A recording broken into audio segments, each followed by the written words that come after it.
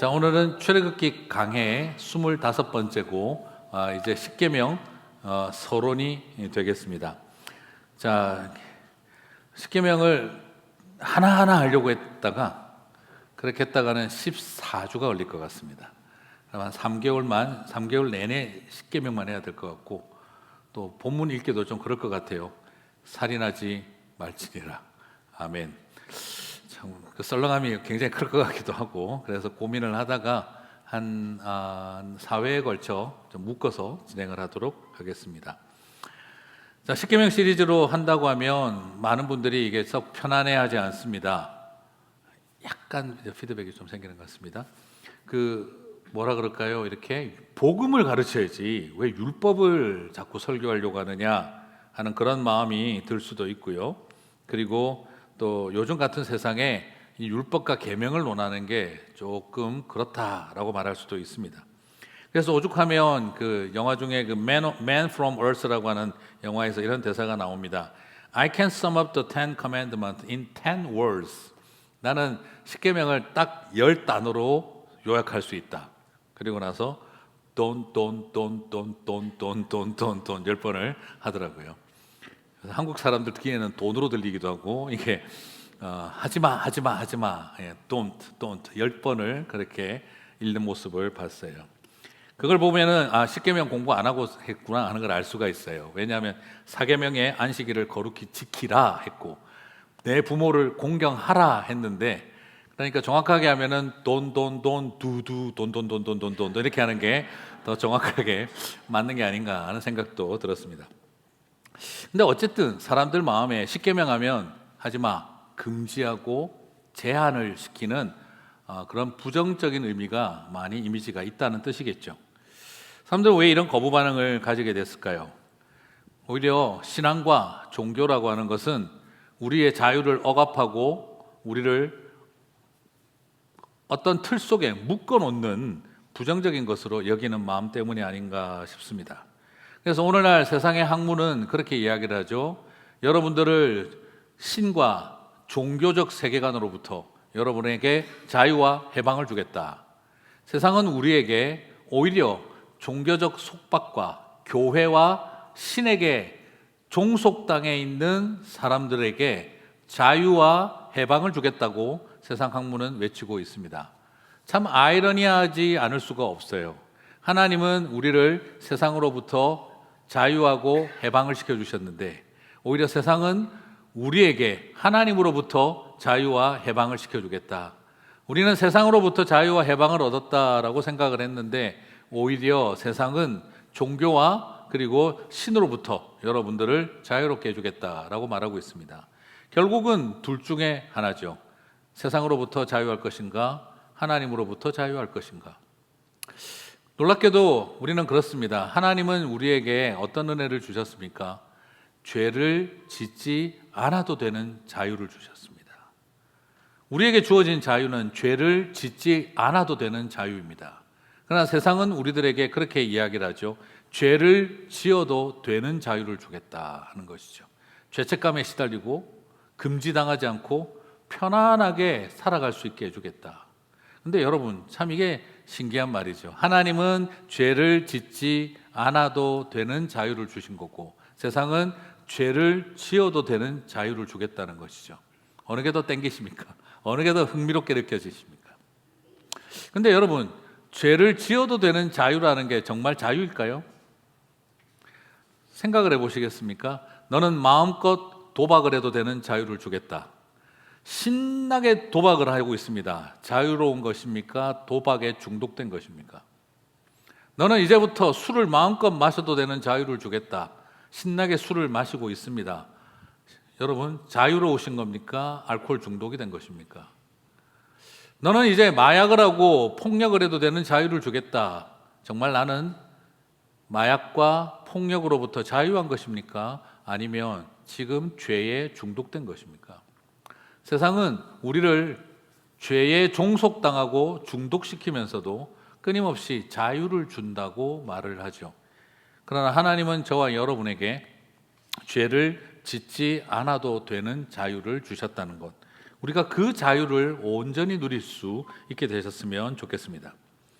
그래서 많은 사람들이 이런 부정적인 마음을 가지고 있지만 오히려 그리스도인들 안에서도 율법, 십계명 이라면 부정적인 마음이 있습니다. 왜냐하면 율법주의에 대한 부정적인 생각 때문에 십계명이나 율법 그 자체도 부정적으로 보는 마음이 있는 거죠. 목사님, 복음을 더 가르치셔야지 율법을 가르치면 어떻게 합니까? 라는 마음이 존재합니다. 그래서 교회에서 십계명 설교한다 그러면 왜 어째서 하는 반응을 보일 수도 있죠.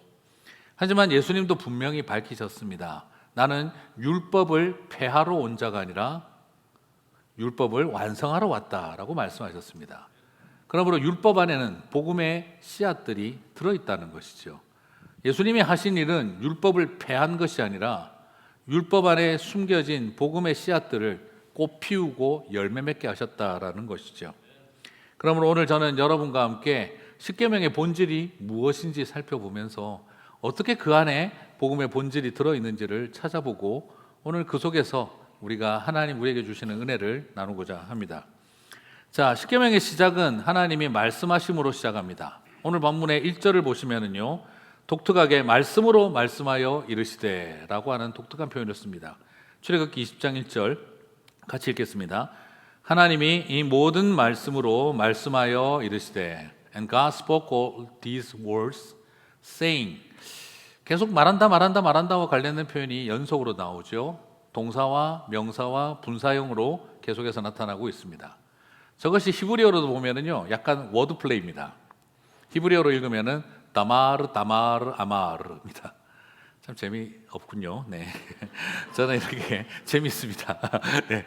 왜 똑같은 이 짧은 표현 안에 의문론적으로 반복되는 표현을 통해 뭔가 강조하고 싶을 때는 히브리어는 이런 특징을 갖습니다. 다마르, 아마르. 자, 이것을 통해서 십계명을 주는 것에서 말씀하시는 하나님, 말씀이신 하나님을 강조하고 있다는 것이죠. 벌써 분위기 보니까 오늘도 성경 공부구나 이런 생각이 드시죠?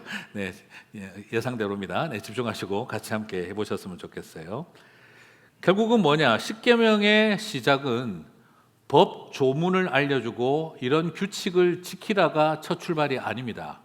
십계명의 첫 출발은 말씀하시는 하나님, 말씀이신 하나님을 먼저 드러내고 계신다는 거죠. 출애굽에서 하나님은 말씀이 문자가 되게 하셨고 십계명을 통해 말씀이 돌판이 되는 것을 보게 하셨습니다. 정신세계의 의식이 물질이 되는 것을 보게 한 것이죠. 이건 철학적으로도 굉장히 중요한 개념인데 하나님의 의식, 하나님의 계획, 생각이 이 세상 속에 물질화되어진다 하는 것입니다. 네. 어벤져스 좋아하시는 분들은 완다를 떠올리시면 많은 것이 이해가 갑니다. 네, 그리고 또 정 헷갈리시면 닥터 스트레인지를 떠올려도 많은 것들이 도움이 되실 겁니다. 의식과 물질 세계는 근본적으로 다른데 연결된다는 그 개념이 하나님은 말씀을 통해 이것을 보여주셨다는 것이죠. 다시 말씀드려서 하나님은 말씀을 통해 문자가 되고 그 말씀이 하나님의 생각이 돌판으로 남는 것을 우리들에게 보여주셨습니다. 이것은 출애굽기에서 처음이 아닙니다. 하나님은 창조 때부터 당신의 의식과 말씀이 물질화되어지는 것을 우리들에게 보여주셨다는 것이죠.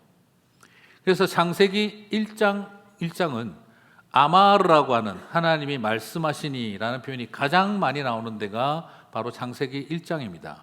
하나님이 말씀하시되 빛이 있으라. 하나님이 말씀하시되 궁창이 있으라.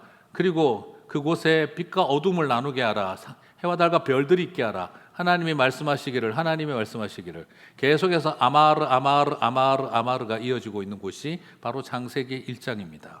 하나님은 말씀하시고 하나님의 의식과 하나님의 말이 언어가 물질화되어지는 것을 창세기 1장을 통해 우리에게 보여주셨습니다. 그리고 출애굽기 20장 1절을 통해 하나님의 언어가 어떻게 글자가 되고 돌판이 되어지는지도 보여주고 있는 것이죠. 그러므로 창조주 하나님 역시 어떤 분이냐면 말씀이신 하나님이 말씀하심으로 세상을 창조하셨다는 것입니다. 요한복음 1장 1절을 같이 읽겠습니다.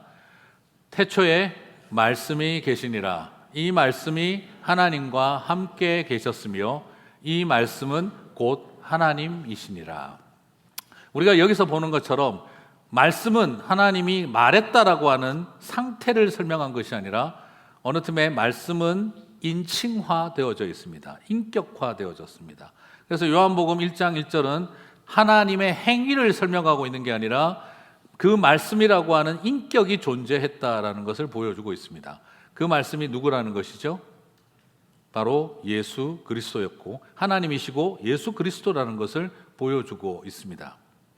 자, 그래서 모든 물질 세계가 말씀이신 예수 그리스도로 말미암았다는 것을 우리들에게 보여주고 있다는 것이죠. 말씀으로 지음받지 않은 물질 세계가 존재하지 않는다는 것입니다. 자, 이런 걸 좀 이렇게 해야 제가 평소에 공부 좀 한다는 것을 여러분들이 참고하실 수 있을 거라고 생각을 합니다. 애쓰고 있습니다. 네, 기도 많이 해주시기 바랍니다. 자, 그렇다고 한다면 이제 복음서에서 우리를 구원하기 위해 오신 하나님은 어떤 하나님이실까요? 그 하나님도 당연히 말씀이시며 말씀하시는 하나님이시겠죠. 요한복음 1장 14절 같이 읽겠습니다. 말씀이 육신이 되어 우리 가운데 거하심에 우리가 그의 영광을 보니 아버지의 독생자의 영광이요 은혜와 진리가 충만하더라. 태초에 말씀이 하나님과 함께 계셨고 그 말씀이 하나님이라고 그랬는데 그리고 그 말씀이 육신이 되어 이젠 하나님과 함께 계셨던 분이 우리 가운데 계신다라고 하고 있어요. 그러므로 그분은 누굽니까? 예수 그리스도가 되시겠죠. 그래서 우리 가운데 말씀이 육신이 되어 거하셨다라고 합니다. 자, 또 아버지의 독생자의 영광이요 하는 이 독생자라고 하는 헬라어도 두 가지 의미로 쓸 수가 있습니다. 예전에 요한복음 강해할 때 제가 말씀을 드렸는데요. 첫 번째 뜻은 하나밖에 없는 아들이다, 독생 아들이다 하는 뜻이 될 수도 있고 또 다르게 보면 혼자 살아있는 존재다, 스스로 있는 자다라는 말도 됩니다. 자, 이것은 결국에는 야훼의 뜻이 될 수도 있다는 것이죠. 자, 여러 가지 복잡한 함의를, 이 이중적 의미들을 이 독생자라는 말 자체에도 이미 담고 있는데요. 결국 우리에게 말씀하고 있는 것은 무엇이냐 그러면 출애굽기 20장 1절 십계명을 통해 우리는 말씀이신 하나님이 말씀하심으로 우리에게 하나님의 말씀, 율법을 주시는 것을 경험하고 있다는 것이죠. 그리고 신약시대에 와서 말씀이신 하나님이 육신이 되어 우리 가운데 거하심에 우리가 복음을 알게 된 것과 같습니다. 다시 한번 말씀이신 하나님이 말씀하심으로 우리에게 율법으로 나타나신 것처럼 말씀이신 하나님이 육신으로 나타나셔서 우리 가운데 거하시니 그분이 참된 복음이라는 것을 우리가 알게 된 것이죠. 오늘 출애굽기 20장 1절을 통해 우리가 봐야 할 것은 계명을 열심히 공부하는 것이 아니라 말씀 가운데 말씀이시면서 말씀하시는 하나님을 만나는 것이 제일 중요한 첫 단추라는 것을 발견하게 되어집니다. 우리는 여기에서 복음의 씨앗이 시작된 것을 발견하게 되는 것이죠. 사랑하는 성도 여러분, 오늘 저와 여러분에게 이 깨달음이 은혜로 함께 하시게 되기를 주님의 이름으로 축복합니다. 십계명을 바라보며 율법만 보는 것이 아니라 말씀이신 하나님이 말씀하셨고 우리 가운데 임하셨다는 것을 꼭 보게 되시기 바랍니다. 파도만 보지 말고 바다를 보셔야 합니다. 그리고 바다를 보고 나면 말씀이신 하나님이 말씀하셔서 우리에게 율법으로 임하신 것처럼 말씀이신 하나님이 육신으로 임하셔서 우리 가운데 복음으로 함께 하신 것을 알게 되는 것과 같습니다. 오늘 이 은혜가 저와 여러분 가운데 있을 때에 우리는 십계명을 공부하면서 바로 우리 안에 빛나는 하나님 아버지의 영광이 은혜와 진리가 충만한 것도 더불어 깨달아 알게 될 줄 믿습니다. 자, 그러면 이제 이 1절에서 당신이 말씀이시고 말씀하시는 하나님이라는 것을 계시하신 다음에 주님은 저와 여러분에게 이제는 내가 누구인지 알고 너희가 누구인지 알아야 한다는 것을 도전하고 있습니다. 2절 또한 율법과 계명을 가르치지 않고 너 자신을 똑바로 알아라고 합니다. 자, 출애굽기 20장 2절을 같이 읽겠습니다. 나는 너를 애굽 땅 종되었던 집에서 인도하여 낸 내 하나님 여호와니라. 십계명은 나는 누구이며 그리고 하나님은 누구이신지 아는 것으로부터 출발해야 한다를 도전하고 있습니다. 사실 여러분, 이게 솔직히 하나님은 왜 이렇게 하셨을까? 네가 애굽 땅 종되었던, 이 말은 우리 한국식으로 옮기면 정확하게 뭐죠? 너는 상놈이었단다, 이 말이거든요. 너는 출신부터가 돌쇠요 뺑덕어멈이었단다, 이걸 지금 말하고 있는 거거든요. 자, 이것을 왜 굳이 전제로 깔았을까요? 이스라엘 사람들이 법을 갖고 나면, 법을 지키기 시작을 하면 어떻게 될 걸 예상하신 겁니까? 우리는 그럴 만한 자격이 있는 사람이라고, 거룩한 의인이라고 오만방자해질 것을 하나님은 미리 보신 것이죠. 십계명은 네가 누군지 똑바로 알고 시작하자라고 계명을 가르쳐 주셨다는 것입니다. 사실 여러분, 미국이든 한국이든 법을 제일 잘 지킬 사람들이 어떤 사람들일까요? 법을 잘 아는 사람일까요? 법을 잘 모르는 사람일까요? 법을 제일 잘 지키는 사람, 제가 살아온 인생에서 보니까 법 모르는 사람들이 법을 제일 잘 지킵니다. 그죠? 법을 모르는 사람들이 법을 잘 지켜요. 법 없어도 살 사람들이 법을 잘 지켜요. 제가 살아오면서 느낀 것은 법을 잘 아는 사람들이 법을 제일 악용합니다.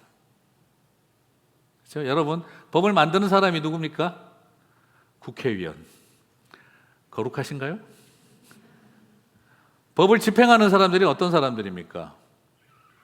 수많은 고위공직의 세계들? 거룩하게 여겨지십니까? 그리고 또한 법으로 조사하고 심판하고 판결하는 사람들, 그분들에게서 법을 존중하는 거룩한 의인이라는 생각이 드시나요?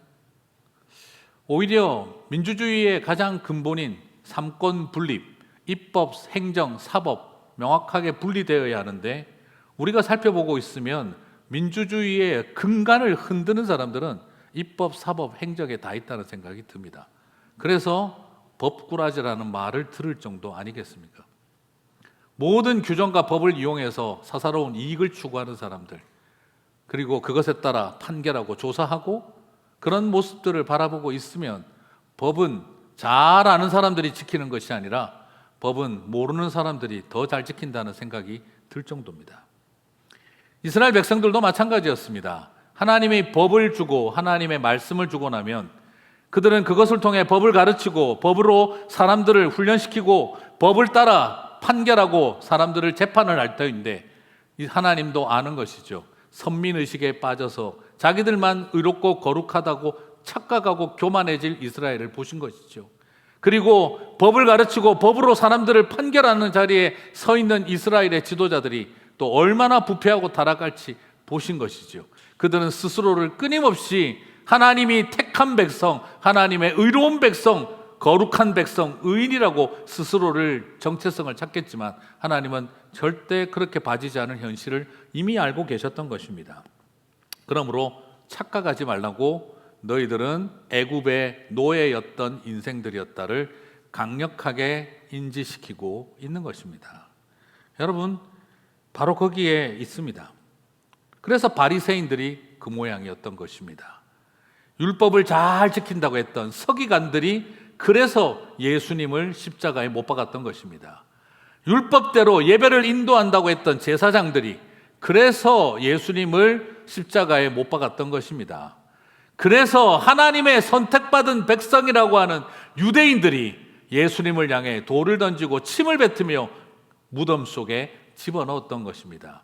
그들은 법을 몰라서가 아니라 율법의 이름으로 예수님을, 하나님을 정죄했던 것이죠. 사랑하는 성도 여러분, 그러므로 바리새인들의 문제는 뭐냐? 그들이 죄인인 것을 잊어버리고 율법으로 의인인 것으로 착각하고 살았기 때문인 것입니다. 하나님과 관계는 잃어버린 채 자기들이 의로워서 그런 줄 알고 있었던 것이지요. 그렇습니다. 이 바리새인의 누룩이 오늘날 우리 안에도 마찬가지로 틈탈 수 있습니다. 여러분, 오늘날 교회와 기독교가 왜 비난을 받겠습니까? 죄인이 많아서가 아닙니다. 오히려 오늘날 교회 안에, 기독교 안에 의인들이 너무 많아서입니다. 오히려 지금 우리의 문제는 죄인임을 고백하는 사람들이 너무 적고 의인 중에 의인으로 착각하는 사람들이 늘어났기에 오늘날 교회가 이 세상의 희망이 되지 못하는 것입니다. 우리가 죄와 사망의 종된 자가 되었고 죄인 중에 괴수였음을 인정할 수 있어야 되는데 오히려 오늘날 교회는 너무너무 의인이 되어버렸습니다. 의인으로 가득한 유대 종교가 예수님을 십자가에 못 박은 것처럼 의인으로 가득한 교회는 예수님을 다시 십자가에 못 박을 수 있는 존재라는 걸 우리가 알아야 한다는 것이죠. 사랑하는 성도 여러분, 오늘 이 말씀을 통해 우리는 기억했으면 좋겠습니다. 십계명은 너희는 내가 택하고 구별한 거룩한 나의 백성이니라 라고 적어놓지 않고 십계명은 거꾸로 너희는 애굽에서 종되었던 자였고 내가 너희를 구원한 여호와 하나님이나를 강조하고 있습니다.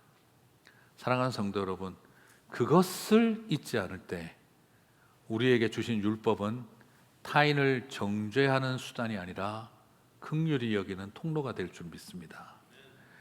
내가 죄인인 것을 아는데 어찌 남을 향해 손가락질하고 살겠습니까? 내가 죄인인 것을 알면 긍휼히 여기고 이런 나도 하나님이 구원하셨는데 너도 구원하실 것이다 라는 구원의 통로가 되는 것이 당연한 거 아니겠습니까?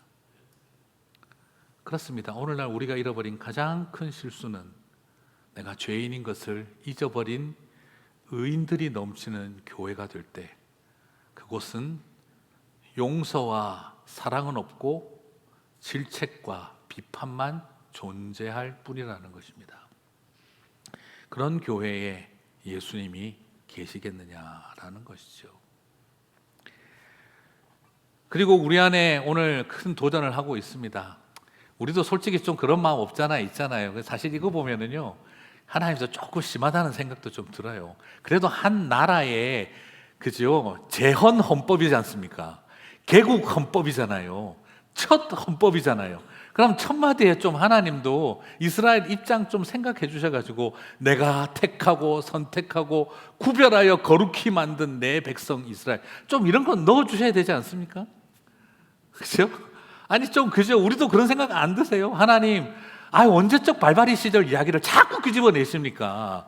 나 옛날에 그렇게 산 거 나도 알아요. 네, 알아요. 저도 무교동 칠공주였고 저도 한때 지금 껌 좀 씹어 봤어요. 그런데 그 이야기 자꾸 좀 그만 쓰시고 내가 그래도 교회 봉사 열심히 하고 교회 열심히 다니고 헌신하고 이런 것 좀 적어 주셔야지. 옛날 술 먹고 돌아다니던 그 녀석 이렇게 적어 놓으시면 어떡합니까? 막 이런 생각이 인간적으로 들겠잖아요. 저도 목사인데, 저도 장로인데, 저도 권사인데, 저도 선교사인데 옛날 좀 잘한 것 좀 적어 주셔야지. 그렇죠. 우린 그런 생각 당연히 들 거예요. 근데 하나님이 그러지 말라는 거예요. 저는 여기에서 그래서 저는 성경을 하나님이 우리에게 쓰게 하셨다고 저는 믿습니다. 왜냐하면 고대 사회의 재헌 헌법은요 이렇게 안 씁니다. 우리 한국만 봐도 어떻습니까? AD 1500년 조선시대 건국할 때도요 용비어 천가예요. 이성계가 용이 하늘을 나르고 노래를 부르고 하늘의 노래가 울려 퍼져요. 네, 그리고 삼국시대만 해도 그죠 태어만 났다 그러면 아래에서 태어나고 또 곰이 여자가 돼가지고 태어나서 또 전부 다 우리는 거대한 대단한 신화를 가지고 있어요. 그런데 한 나라가 BC 1300년경에 나라가 시작되어지는 헌법이 만들어지는데 니네들은 애굽에서 노예였던 인간들이다를 적어놓고 시작한다면 사람이 쓴 게 확실하게 아니라는 겁니다. 십계명은 너무나 근대적인 법을 담고 있어서 많은 성경학자들 중에서 고대 저작서를 부정하는 사람들이 많습니다.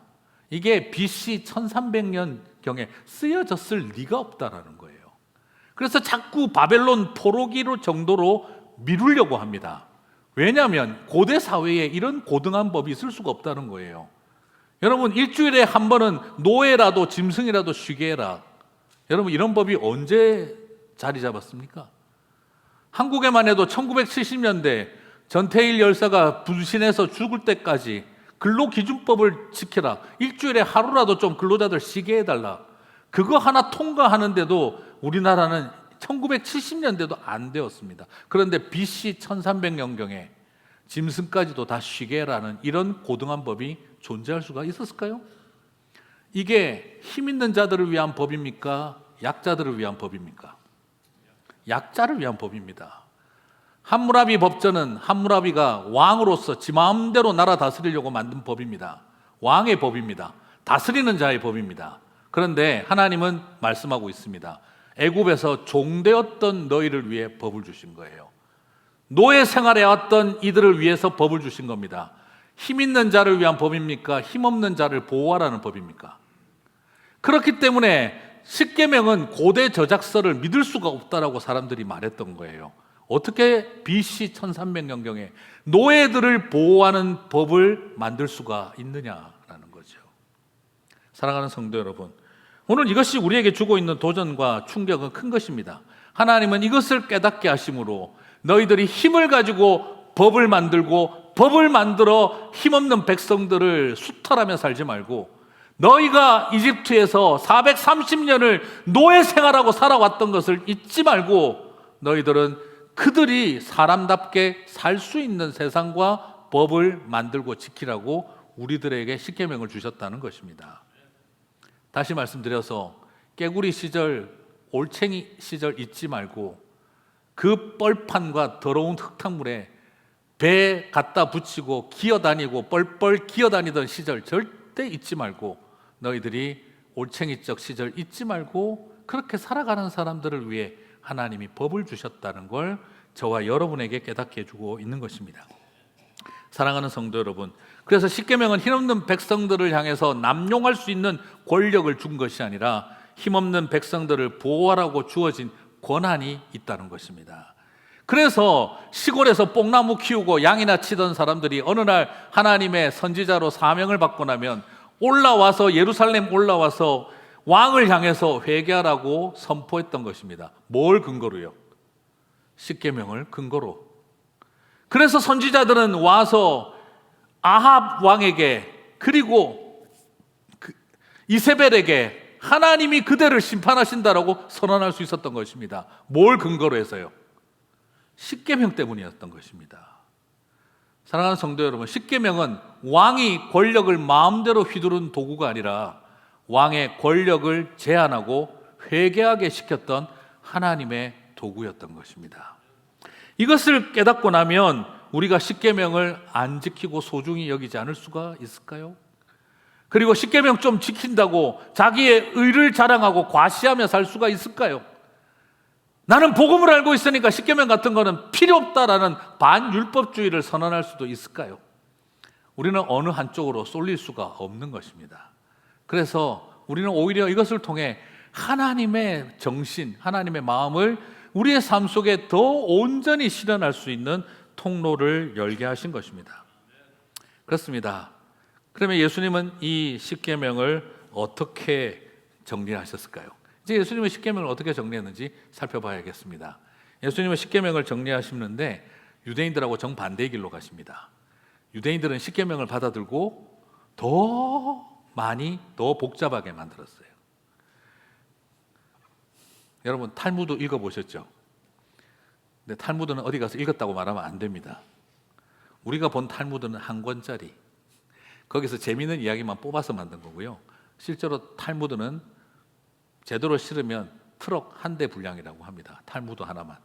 그래서 유대인들 앞에서 나 탈무드 읽었어, 그 말하면 큰일 나십니다. 네. 여러분은 엄청 높게 보실 겁니다. 그런데 정작 내가 읽은 건 한 권, 네, 한 권이죠. 자, 그만큼 유대인들은 복잡하게 만들었어요. 탈무드만 있는 게 아니라 미드나시, 이런 여러 가지까지 다 갖다 붙이면 도서관 하나 분량이 율법을 잘 지키도록 만들어진 책입니다. 그러므로 유대인들은 평생 죽을 때까지 그걸 다 읽어보지도 못하고 죽습니다.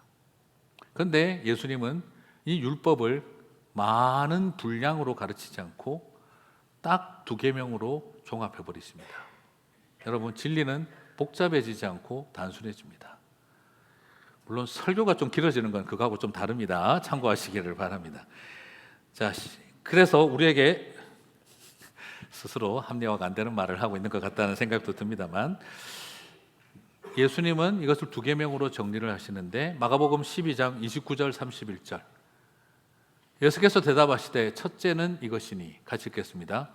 이스라엘아 들으라, 주 곧 우리 하나님은 유일한 주시라. 네 마음을 다하고 목숨을 다하고 뜻을 다하고 힘을 다하여 주 너의 하나님을 사랑하라 하신 것이요, 둘째는 이것이니 내 이웃을 내 자신과 같이 사랑하라 하신 것이라. 이보다 더 큰 계명이 없느니라. 예수님은 유대인들이 도서관 하나 분량만큼 만들어 놓은 10계명을 오히려 2가지로 정리하셨습니다. 알아야 될 것 첫째는 뭐냐? 하나님이 유일한 구원자이시고 그 하나님을 온전히 사랑하라. 2번째는 내 이웃을 내 몸과 같이 사랑하라. 이것이 가장 큰 계명이라고 말씀하셨습니다. 예수님은 유대인이 수만 개를 넘게 만들었던 계명을 둘로 축소하셨습니다. 요약하셨습니다. 그리고 나중에는 이것조차도 하나로 만들어 버리십니다. 요한복음 13장 34절 35절 같이 읽겠습니다. 내가 새 계명을 너희에게 주노니 이는 너희가 서로 사랑하는 것이라. 내가 너희를 사랑한 것 같이 너희도 서로 사랑하라. 너희가 서로 사랑하면 이것으로 모든 사람이 너희가 나의 제자인 줄 알리라. 아멘. 여러분, 그렇습니다. 하나님을 알고 하나님이 구원자라는 걸 알고 하나님만 사랑하라. 그리고 내 이웃을 내 몸과 같이 사랑하라. 이것도 하나로 정리하면 너희가 서로 사랑하라.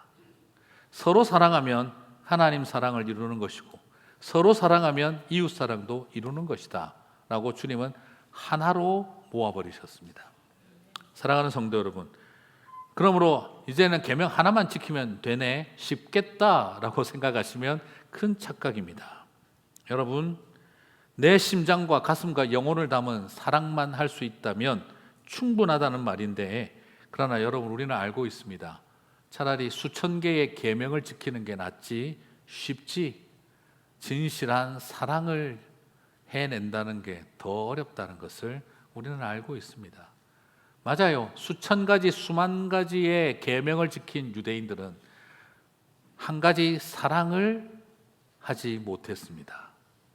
그들은 사랑을 향해 침을 뱉었고, 그들은 사랑을 향해 돌을 던졌고, 그들은 사랑을 향해 채찍을 휘둘렀고, 그들은 사랑을 십자가에 못 박았고, 그들은 사랑을 무덤에 집어넣었습니다. 수천 가지, 수만 가지 율법과 그리고 해야 할 계명은 잘 지켜왔으나 단 한 가지의 사랑이 그 어떤 것보다 어려웠던 것이죠. 저는 오늘 이것을 바라보면서 우리의 마음과 가슴 속에 참된 사랑이 온전히 자리 잡게 되기를 소망을 합니다. 사랑이 없으면 규정이 하나도 없어도, 사랑이 없으면 규정이 하나도 없어도요, 불행합니다. 불안하니까요. 사랑이 있으면 수천 가지 규정이 있어도 불행하지 않습니다. 사랑이 있으면 수천 가지 규정도 딱 한 가지가 되고요, 사랑이 없으면 한 가지가 수천 개가 될 수 있습니다. 그러므로 십계명은 사랑으로 완성되는 것입니다. 사랑이 있으면 율법도 믿음이고요, 사랑이 없으면 믿음도 율법이 됩니다.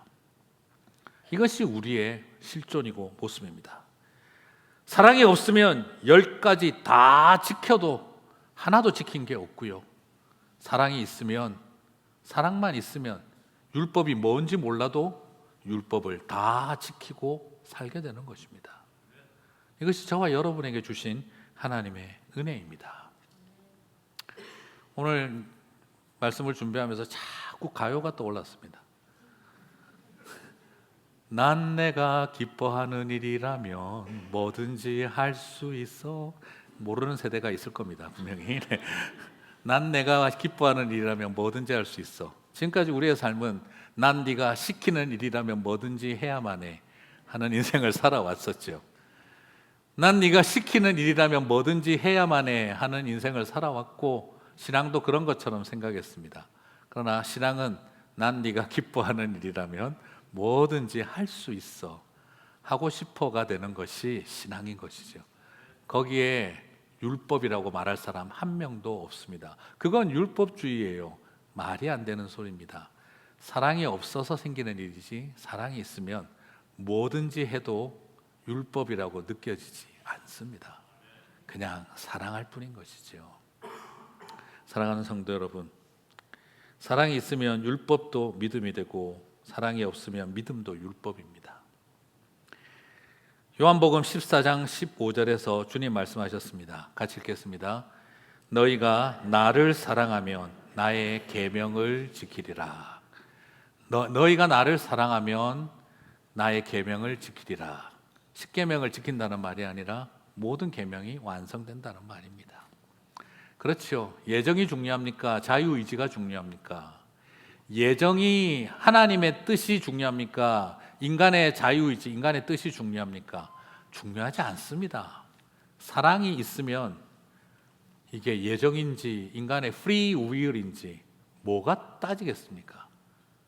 여러분, 사랑이 없는 부부는 남편 뜻이 중요하냐, 와이프 뜻이 중요하냐를 따집니다.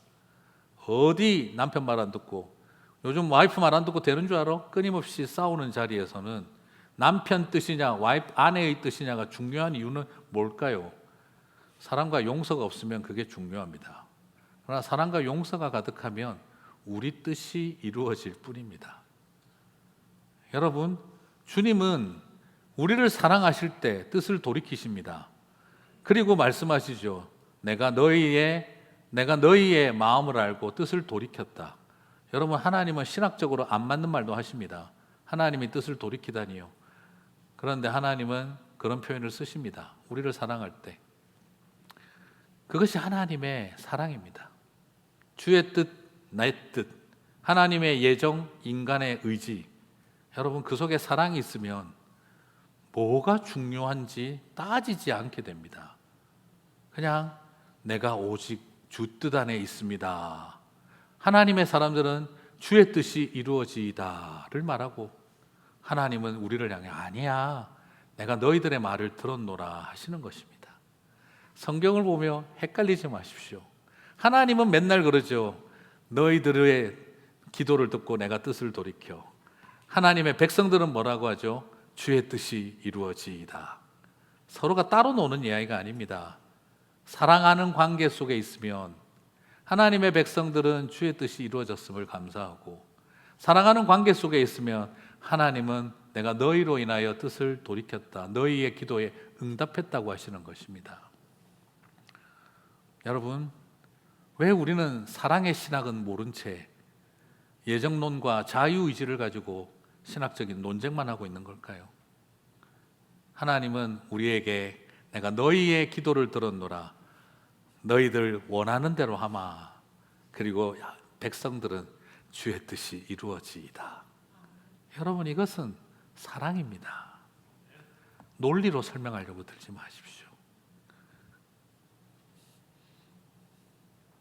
아버지하고 아들, 딸 사이에 아빠 뜻대로 할게. 아니야, 니네들 원하는 대로 해. 아유, 니네들이 하자는 대로 하니까 참 좋네. 아니죠. 아버지 도움이죠. 아버지의 뜻입니까? 아들의 뜻입니까? 어느 누구도 그걸 논하면 말도 안 되는 소리를 하고 있는 겁니다. 그것은 사랑이 만들어낸 힘입니다. 성경은 인간의 뜻과 신의 뜻이 충돌하고 있는 전쟁터가 아니라 서로에게 고마워하는 사랑의 언어가 가득 찬 것이 하나님의 뜻이 이루어지는 현장입니다. 말씀을 마무리하겠습니다. 오늘 저와 여러분 안에 종되었던 것을 기억하며 하나님 앞에 나아가셨으면 좋겠습니다. 종되었던 것을 기억하고 나아가는 저와 여러분에게 어떤 은혜가 주어질까요? 그것은 노예였던 우리였음을 기억하고 나아갈 때 저와 여러분은 노예를 해방시키는 해방자가 되게 될 줄 믿습니다. 그렇습니다. 내가 애굽의 노예였던 인생이었는데 하나님이 나를 구원하셨다 하는 것을 깨닫게 되면, 고백하는 사람이라면 함부로 누구를 향해 손가락질하고 정죄하겠습니까? 오히려 그들을 위한 해방자가 되겠죠. 내가 노예였기 때문에, 그리고 내가 구원받았기 때문에. 그렇습니다. 말씀이신 하나님이 말씀하신 복음을 들었으니 이제 우리는 그 말씀을 전해야 하는 것입니다. 그래서 우리 또한 말씀을 전하는 제자가 되는 것입니다. 사랑하는 성도 여러분, 우리가 죄인된 노예임을 깨달을 때 저와 여러분의 인생은 노예를 해방시키는 해방자의 삶을 살게 될 줄 믿습니다. 그 은혜가 우리 안에 풍성하게 임하여서 사랑이 가득한 그리스도인의 가정, 사랑이 가득한 그리스도인의 교회 이루어가는 저와 여러분 되시기를 주님의 이름으로 축복합니다. 우리 다 함께 자리에서 일어나셔서 찬양하고 기도하며 마치도록 하겠습니다.